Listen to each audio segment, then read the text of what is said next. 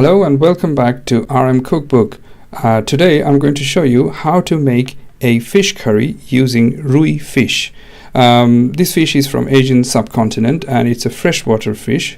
It's also known as Rohu, and the scientific name for this fish is Labio rohita. I've written down the name in the description, you can have a look. But the most important thing is this fish curry is extremely delicious. So let me just show you the spices for the preparation. The spices are separated in two sections, one for marination and one for cooking. So if you wanted to see the details of how much each been used, pause the video there and you can see the details of the spices.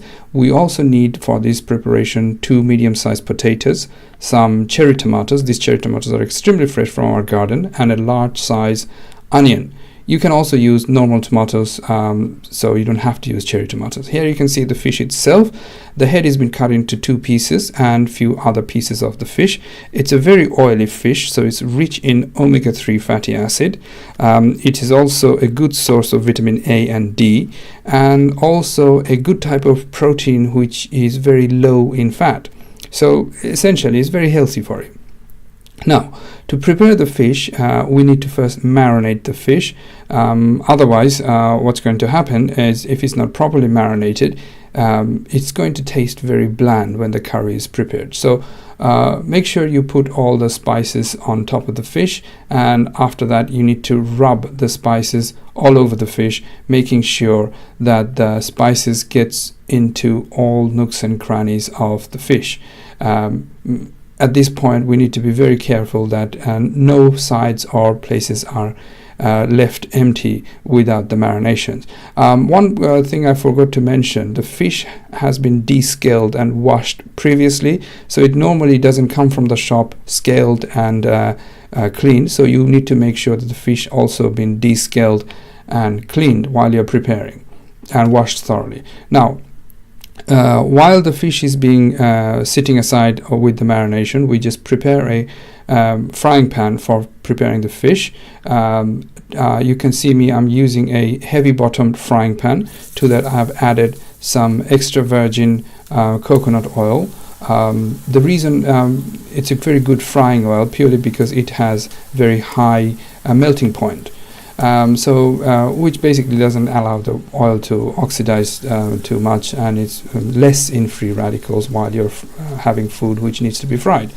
But anyway, prepare the fish pieces fried in a way so that it's not fried fully. We just need to fry it halfway through, not fully. When you're frying it, make sure you're extra careful that while turning it you don't end up breaking the fish pieces. And the best thing of your benefit of using heavy bottom frying pan is because this way the heat is high, and also the fish pieces doesn't get stuck to the bottom of the frying pan. Once the fish is fried, we just take out the fish pieces one at a time, making sure we don't empty the whole frying pan with the leftover oil, because this oil has essentially got the infusion from the fish spices. So there we will be frying the potatoes. Remember the potato pieces? The reason we need to fry the potatoes in that is because potatoes are essentially not marinated or anything, but the spices from the fish marination will go into the potatoes, so the potato will have that aroma of the spices as it is getting fried. Again, we will not be cooking the potatoes all the way through, just halfway through, till the outside of the potatoes are turned golden color or golden brown color, and then you know the potatoes are also done. Again, take the potatoes one at a time outside from the frying pan and put them aside with the fried fishes for now, till we prepare the rest of the mixture for this fish curry.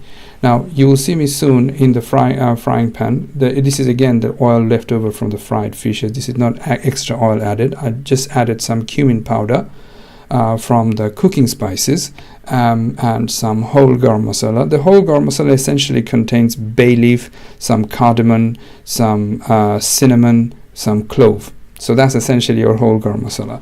While the whole garam masala is getting fried, add some chopped onion, which is the onion's been chopped up, and add the rest of the cooking spices onto the mixture and start sauteing the onion properly till it turns slightly brownish color or golden brown color. Then you know that your onions are prepared. At this point you might find the mixture is getting slightly dry, so instead of adding oil you can add some water so that the whole mixture doesn't turn up too dry.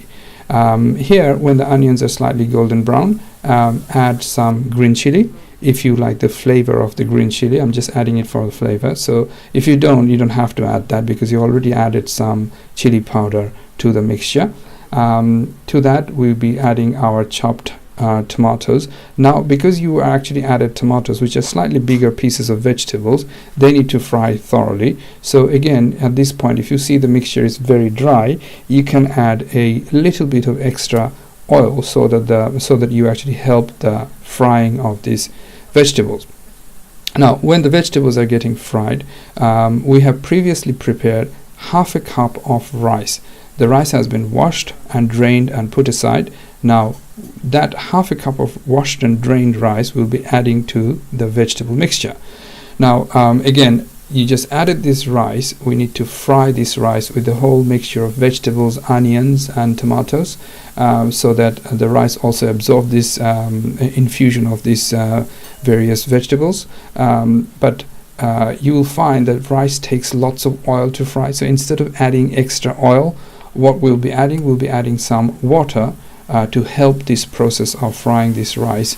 But the way you know that the rice is ready and fried enough is when the rice changes color to completely white, and that's the way you know that the rice has fried enough.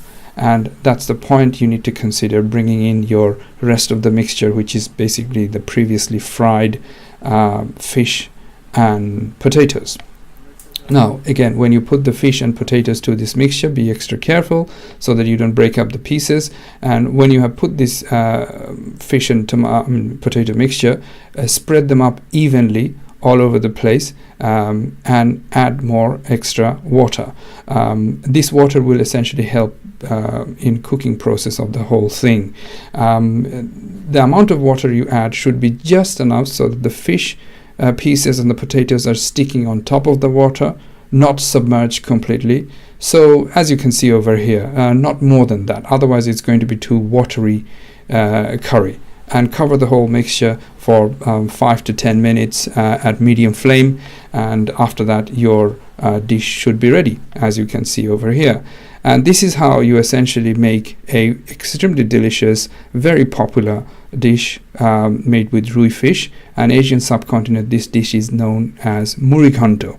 I hope you give this recipe a try, and if you like this recipe, give us a like and consider subscribing to the channel so that I can notify you with more videos. And thank you for watching RM Cookbook.